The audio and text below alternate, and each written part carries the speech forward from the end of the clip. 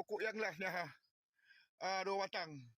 Dapat 2 biji pokok yang last. Pokok depan dapat 8 biji. Baru gugur. Baru nak gugur ha. Baru nak gugur ha. Nampak? Nampak? Baru nak gugur durian ni ha. Nampak durian, nampak? Bukan bohong ni. Nampak? Okey, terima kasih Terima kasih yang bersama-sama Abang Rasid. Ingat nak buat live tapi tak sempat lah.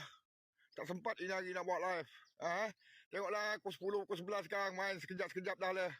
Jangan kata tak boleh buat kan. Okey, terima kasih semua yang support. Nak tengok budak-budak pergi ngacun. Dah pagi-pagi dah pergi ngacun. Kebun semak betul lah kebun orang tu. Diorang minta tolong ngacun. Jadi Abang Rasid kontrak. Ambil kontrak 5 ekar. 5 ekar. Abang Rasid ambil RM480. Upah budak-budak kacun. Okey, terima kasih semua. Terima kasih bye-bye yang support Abang Rasid.